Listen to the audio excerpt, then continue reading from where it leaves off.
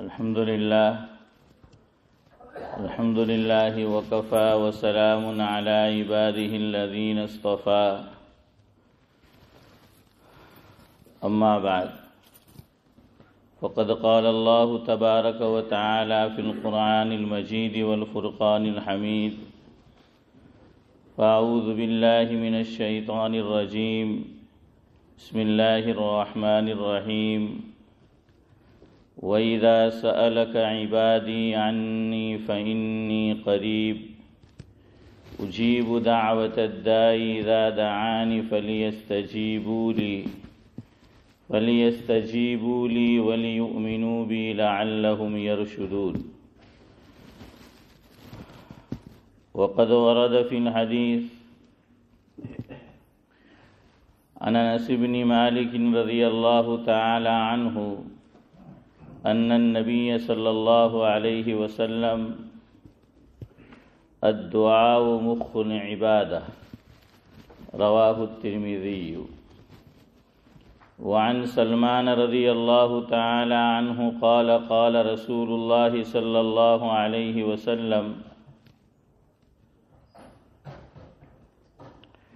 لا يرد القضاء إلا الدعاء ولا يزيد في العمر إلا البر رواه أحمد.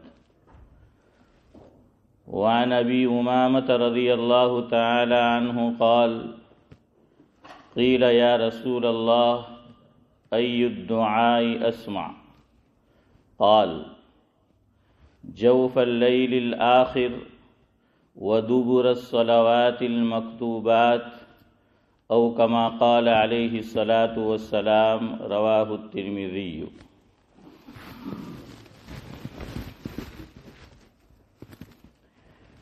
جس موضوع کے تعلق سے کچھ باتیں آج کی مجلس میں آپ کے گوش گزار کرنی ہے،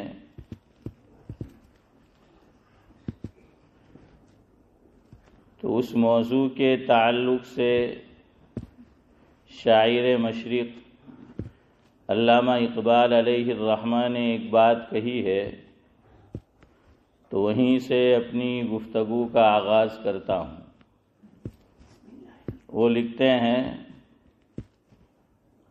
ہم تو مائل بکرم ہے کوئی سائل ہی نہیں، یعنی اللہ تعالیٰ یہ شکوہ کر رہے ہیں مجھ سے، آپ سے، بندوں سے.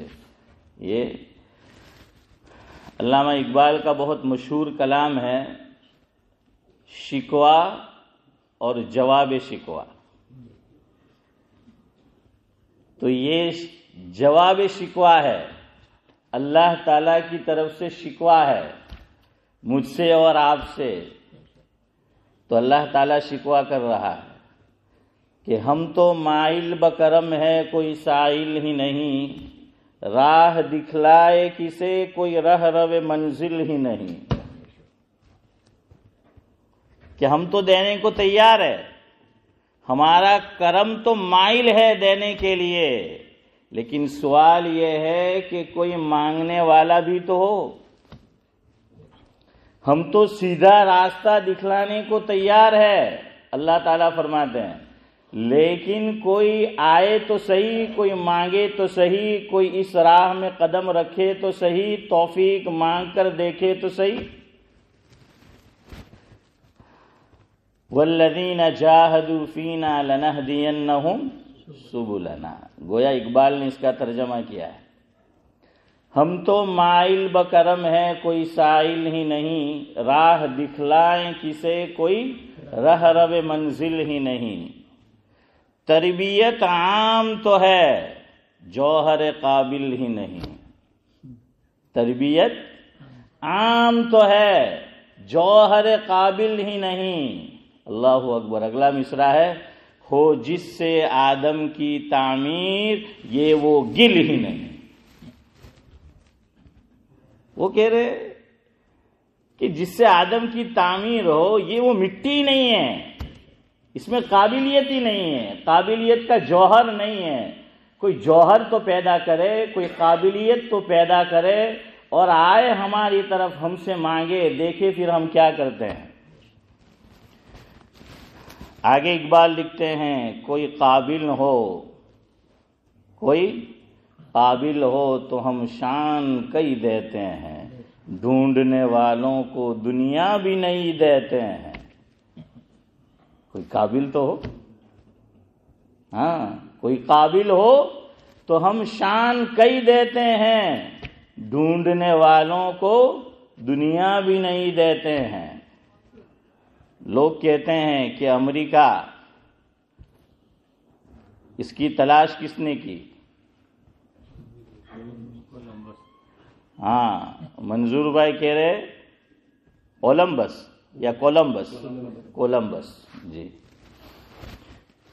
لیکن ہمارے شاہ صاحب کا اس میں وفیہ نظر ہے۔ علامہ انور شاہ کشمیری رحمۃ اللہ علیہ کا اقبال سے مکالمہ ہوا ہے، جب اقبال نے یہ بات کہی کہ امریکہ جو ہے اس کی دریافت کولمبس نے کی، تو خیر وہ پھر دوسری گفتگو ہے، کسی اور موقع پر۔ شاہ صاحب کا مطالعہ بڑا وسیع تھا اور حافظہ تو خدا کی پناہ۔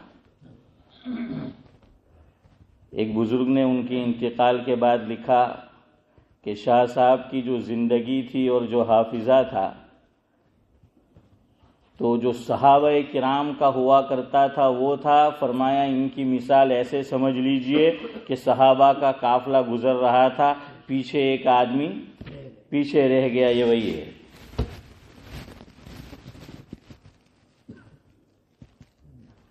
آگے کہتے ہیں ہاتھ بے زور ہے، الہاد سے دل خوگر ہے۔ اللہ اکبر، کلیجہ چیر دیا اقبال۔ آج کی یہی حالت ہے۔ اللہ میری اور آپ کی اولاد کی حفاظت فرمائے۔ رہ رہی ہمارے ساتھ ہے، نام مسلمانوں والا ہے، لیکن ذہنی اعتبار سے وہ مرتد ہو چکے ہیں، الہاد کا شکار ہو چکے ہیں، لیکن رہ رہے ہمارے ساتھ۔ تو اقبال کہتے ہیں ہاتھ بے زور ہیں، الہاد سے دل خوگر ہیں، امتی باعث رسوائی پیغمبر ہے، کہ ہم نے تو اپنے نبی کو رسوا کر دیا، اس امت نے اپنے پیغمبر کو رسوا کر دیا ہے، پیغمبر کی رسوائی کا سبب ہے۔ ہاتھ بے زور ہیں، یعنی محنت نہیں کرتی، دنیا میں آگے بڑھنے کی کوشش نہیں کرتی، اور آگے وہ کہہ رہے ہیں نہ دین میں آگے بڑھنے کی کوشش کرتی ہے، نہ دنیا میں کمال پیدا کر رہی ہے، نہ دین میں خوبی پیدا کر رہی ہے، بس غفلت کی نیند کا شکار ہے۔ ہاتھ بے زور ہے، الہاد سے دل خوگر ہے، امتی باعث رسوائی پیغمبر ہے۔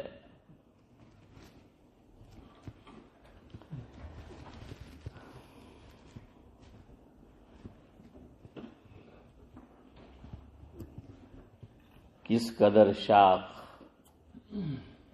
تم پہ صبح کی بیداری ہے۔ فجر کی نماز کے لیے کہہ رہے ہیں، فجر کی نماز میں معاشرے کا، سماج کا، سوسائٹی کا کتنا فیصد ہوتا ہے دیکھ لو مسجد میں آ کر۔ مغرب میں تو مسجد بھری ہوتی ہے اور فجر میں خالی ہوتی ہے۔ تو اقبال کہہ رہے ہیں اوپر کہ نہ دین میں آگے بڑھنے کی تمنا، شوق، اور کہ دنیا میں اور دین کا یہ حال ہے، نماز روزے کا کیا حال ہے۔ تو وہ کہتے ہیں کس قدر شاق تم پہ صبح کی بیداری ہے، ہم سے کب پیار ہے، ہاں نیند تمہیں پیاری ہے۔ اللہ کہہ رہے کہ ہم سے کب پیار ہے، ہاں نیند تمہیں پیاری ہے۔ اسی لیے تو فجر میں کہا جاتا ہے کہ الصلاۃ خیر من النوم، نماز نیند سے بہتر ہے۔ لیکن اقبال کہتے ہیں اللہ شکوہ کر رہا ہے کہ تمہیں نماز نہیں، میرا حکم نہیں، میری محبت نہیں، تمہیں تو اپنی نیند پیاری ہے۔ کس قدر شاق تم پہ صبح کی بیداری ہے، ہم سے کب پیار ہے، ہاں نیند تمہیں پیاری ہے۔ آخری مصرع ہے روزے کے تعلق سے، طبع آزاد پہ قید رمضان بھاری ہے، طبع آزاد پہ قید رمضان بھاری ہے، تم ہی کہہ دو یہی آئین وفاداری ہے۔ اللہ فرماتے ہیں کہ تم نے ہمارے ساتھ کانٹریکٹ کیا ہے، ہم سے عہد الست میں وعدہ کیا ہے کہ وَإِذْ أَخَذَ رَبُّكَ مِن بَنِي آدَمَ مِن ظُهُورِهِمْ ذُرِّيَّتَهُمْ وَأَشْهَدَهُمْ عَلَىٰ أَنفُسِهِمْ أَلَسْتُ بِرَبِّكُمْ قَالُوا بَلَىٰ شَهِدْنَا۔ اسی کو اقبال نے کہا ہے کہ تم دنیا میں آ کے آزاد ہو چکے ہو کہ ہماری جو مرضی میں آئیں گے کریں گے، ہم تو ترقی یافتہ ملک میں رہتے ہیں، کوئی ہمیں کچھ کہہ نہیں سکتا، مذہب کی باتیں، دین کی باتیں، یہ سب پرانی باتیں ہیں، دقیہ نوسیت ہے۔ تو زمانہ کہاں چلا گیا، آگے بڑھ گیا، لوگ چاند تک پہنچ چکے اور تم زمین کے نیچے کی باتیں کرتے ہو۔ تو اللہ فرما رہے ہیں کہ میں کچھ نہیں کہتا، تم غور کرو تم نے مجھ سے کیا کہا تھا عہد الست میں۔ اور اللہ نے فرمایا ایک مقام پر ان اللہ اشترى من المؤمنین انفسهم واموالهم بان لهم الجنہ، فرمایا کہ آزاد طبیعت ہو چکی ہے، روزہ تم پہ بھاری ہے، 18 گھنٹے کا روزہ کون رکھے، 19 گھنٹے کا روزہ کون رکھے۔ اللہ معاف فرمائے، کہنے والے یوں کہتے ہیں کہ اللہ تعالیٰ کو بھوکا رکھ کر ہمیں کیا مل جائے گا، ہمیں تو اللہ نے بہت کچھ دیا ہے، ہم کیوں روزہ رکھے۔ اور کچھ لوگ بلا وجہ، بلا عذر کے، کہ جس کو شریعت عذر تسلیم نہیں کرتی، لیکن اپنے آپ انہوں نے بس یہ گمان کر لیا، فیصلہ کر لیا کہ مجھے تو ڈائبیٹک ہے، میں تو شکر کا مریض ہوں، مجھے تو فلاں بیماری ہے، میں تو روزہ نہیں رکھ سکتا۔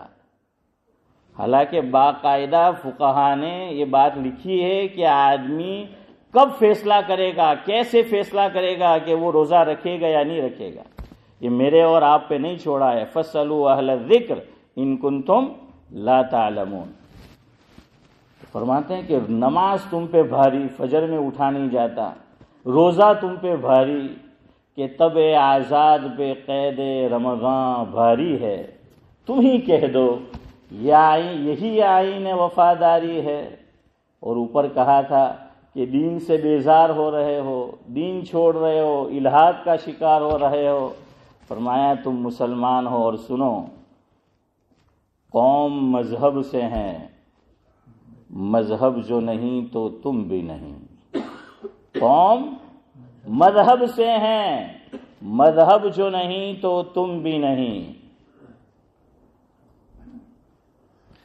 اور آگے وہ کہتے ہیں جذبے باہم جو نہیں، جذبے باہم جو نہیں، محفل انجم بھی نہیں۔ وہ کہتے ہیں مذہب کو مان رہے ہو لیکن آپس میں محبت نہیں ہے، اتحاد نہیں ہے، اتفاق نہیں ہے، یہ اس کی ٹانگ کھینچتا ہے، وہ اس کی ٹانگ کھینچتا ہے۔ کسی نے بہت اچھی بات کہی ہے، مسلمان ایک راہ پر اسی وقت چلتا ہے جب اس کے کندھے پہ جنازہ ہو، تبھی وہ سیدھے ایک راہ پہ چلتے ہیں اور سب کا منہ ایک طرف ہوتا ہے۔ ورنہ مسلمان، یہ ہماری فطرت ہے کہ کئی بھی ہارو کام تھا تو یہ تو ٹانگ اڑاوانی ہے، ارے بھائی مجھے وہ کام پسند نہیں ہے، میں ٹھیک نہیں سمجھتا، آپ اپنی بات رکھ دو، اس میں روڑے جو ہیں وہ نہ اٹکاؤ۔ ہاں کوئی بہت ہی ضروری ہو جائے تو بات الگ ہے۔ تو اقبال یہی کہتے ہیں کہ جذب باہم جو نہیں، محفل انجم بھی نہیں۔ خیر مجھے یہ بتانا تھا، بات جہاں سے شروع کی کہ ہم تو سائل بکرم ہیں، ہم تو مائل بکرم ہیں، کوئی سائل ہی نہیں۔ قرآن کریم از اول تا آخر اللہ تعالیٰ اگر توفیق دے مجھے اور آپ کو ترجمے کے ساتھ اور میننگ کے ساتھ آپ دیکھ لیں، کسی ایک چیز پر اللہ رب العزت نے بہت زیادہ زور دیا ہے، مختلف عنوانات سے جس چیز کو بیان کیا گیا ہے، اور ایک نہیں کئی انبیاء کرام ان کی دعائیں نقل کی گئی ہے، تو وہ عمل کون سا ہے؟ دعا ہے۔ اللہ تعالیٰ جگہ جگہ مجھے اور آپ کو دعا کی اہمیت بتلاتا ہے، جگہ جگہ، اور مختلف انبیاء کرام علیہم الصلاۃ والسلام کی دعائیں نقل کی قرآن نے دعا اس لیے نقل کی کہ مجھے اور آپ کو یہ بتانا ہے کہ لوگوں میں، انسانوں میں سب سے بہتر، سب سے افضل یہ انبیاء ہوتے ہیں، لیکن وہ بھی ہم سے مانگتے تھے، وہ بھی ہم سے سوال کرتے تھے، اور کرتے نہیں تھے، کرتے رہتے تھے۔ لیکن آج دیکھ لیجئے، اور یہی وہ عمل ہے دعا۔ اللہ کے نبی صلی اللہ علیہ وسلم نے شروع میں نے روایت پڑھی، عبادت کا مغز کہاں گیا؟ دعا کو۔ گویا تعبیر، یعنی آپ کو سمجھانے کے لیے میں یہ تعبیر کر رہا ہوں کہ حضور یہ فرما رہے ہیں کہ دوسری عبادات یہ چھلکے ہیں، اور مغز اگر کوئی ہے تو وہ دعا ہے۔ اخروٹ جو ہوتا ہے تو وہ باہر کیا ہوتا ہے؟ چھلکا، اندر مغز ہوتا ہے اصل، جسے ہم کھاتے ہیں۔ فرمایا تمام عبادات اسلام میں جو ہیں اس کی حیثیت سمجھانے کے لیے گویا کے چھلکے کی ہے، اور یہ دعا اس کی حیثیت مغز کی ہے۔ لیکن افسوس امت نے آج چھلکے کو تو پکڑ لیا، لے لیا، اچھی بات ہے، لیکن اس کا جو مغز ہے اسے میں نے اور آپ نے چھوڑ دیا۔ کتنے لوگ دعا کرتے ہیں؟ ہم یہاں جو بیٹھے ہیں، میں اپنے آپ سے پوچھوں، آپ اپنے آپ سے پوچھیں، ہمیں تو اسی میں الجھا دیا گیا کہ نماز پچھی دعا مانگو جوئے کہ نہیں مانگو جوئے۔ ایک کج بات یاد دعا نہ بارہ ماپرو میں کہ نماز پچھی دعا مانگو جوئے کہ نہیں مانگو جوئے۔ ارے چھوڑ، نماز کے بعد چل، تجھے اگر دل نہیں کرتا، لیکن اس کے علاوہ اللہ جگہ جگہ اس کو فرما رہا، تو نماز کے بعد نہیں مانگے گا تو کب مانگے گا یہ مجھے بتا۔ وقت کہاں ہے آج میرے اور آپ کے پاس؟ میں نے شروع میں روایت پڑھی، اللہ کے نبی صلی اللہ علیہ وسلم سے پوچھا گیا، حضرت ابو امامہ رضی اللہ تعالیٰ عنہ روایت کرتے ہیں کہ قیل یا رسول اللہ ای الدعاء اسمع، کہ اللہ تبارک و تعالیٰ کون سے وقت کی دعا کو خصوصیت سے قبول کرتا ہے؟ یا آپ یوں تعبیر کر لیجئے کہ دعا کی قبولیت کا کون سا وقت ہے سب سے بہتر؟ اللہ کے نبی صلی اللہ علیہ وسلم نے اس روایت میں دو جگہ بیان فرمائی کہ اللہ تعالیٰ خصوصیت سے خاص طور پر دو موقع پر دعا کو قبول کرتا ہے۔ فرمایا کہ جوف اللیل الآخر و دبر الصلوات المکتوبات، ایک تو تہجد کے ٹائم پہ اللہ تعالیٰ خصوصیت سے دعا کو قبول کرتا ہے، تہجد کا ٹائم، اور دوسرا فرمایا فرض نماز کے بعد، فرض نماز کے بعد کی دعا کو اللہ تبارک و تعالی خصوصیت سے قبول کرتا ہے۔ 2-4 منٹ باقی ہیں، میں خالی اشارے کی زبان میں کہہ دوں، یہاں اختلاف کس کا ہے وہ سمجھ لو۔ بعض لوگ کہتے ہیں کہ نماز کے بعد دعا کرنا ہے، بعض منع کرتے ہیں۔ کیوں؟ یہ دونوں قول کیوں ہیں؟ جو ہاں کہتے ہیں وہ کیوں کہتے ہیں، جو نہ کہتے ہیں وہ کیوں کہتے ہیں، وہ سن لو۔ یہی حدیث میں جو لفظ آیا ہے دبر، اللہ کے نبی صلی اللہ علیہ وسلم نے کیا لفظ بیان کیا؟ دبر۔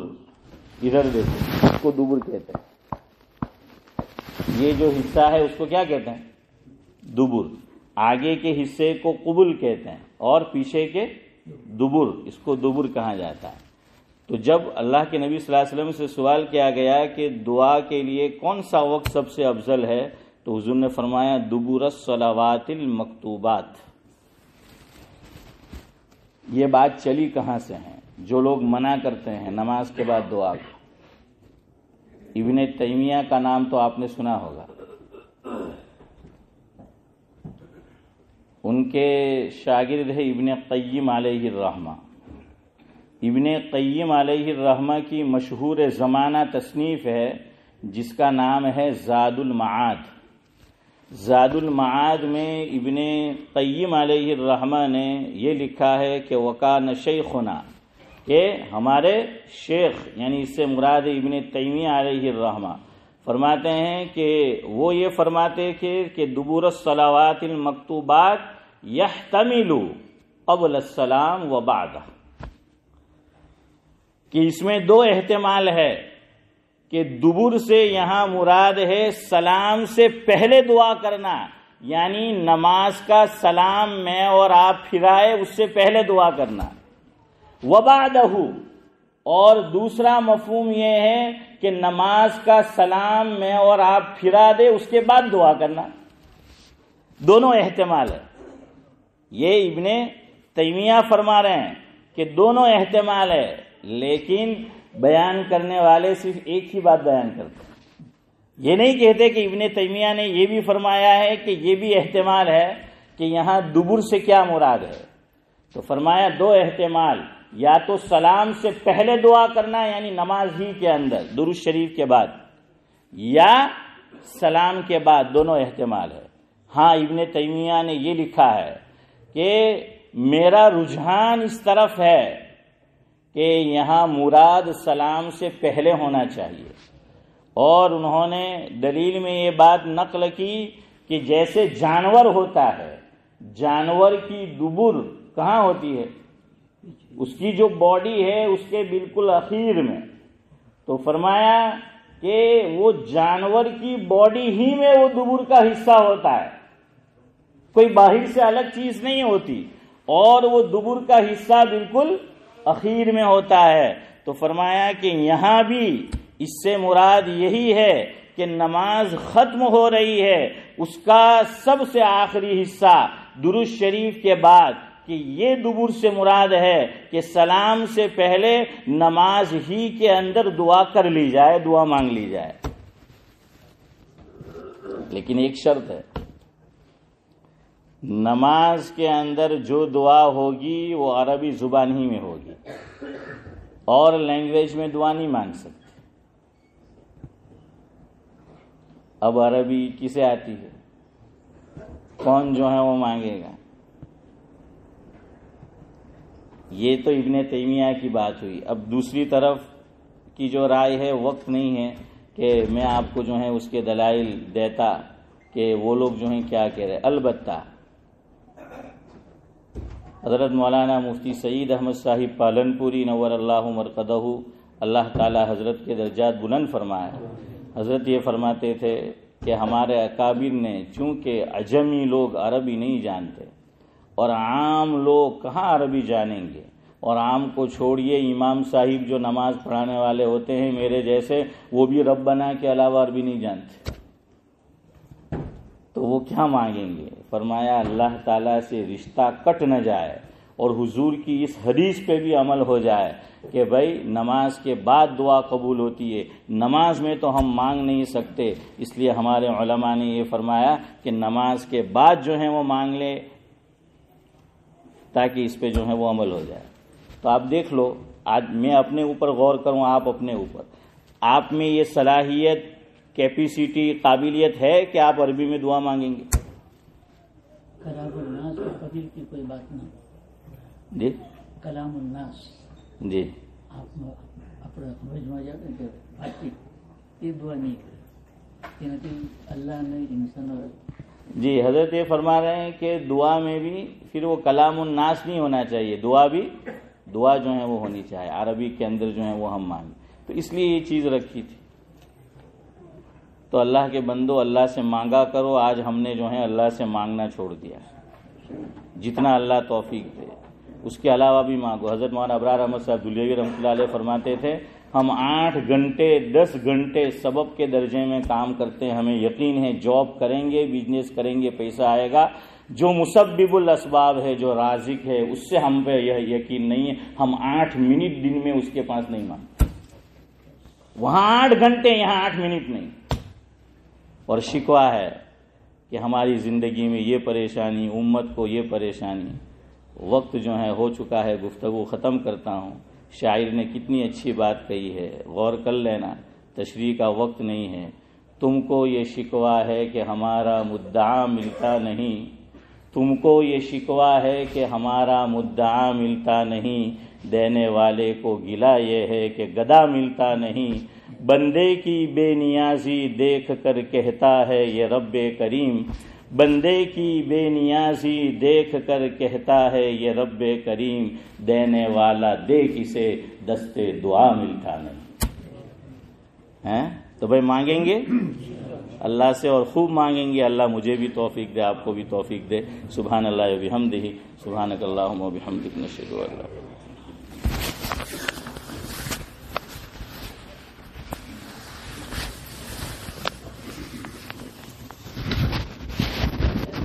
اللہ اکبر۔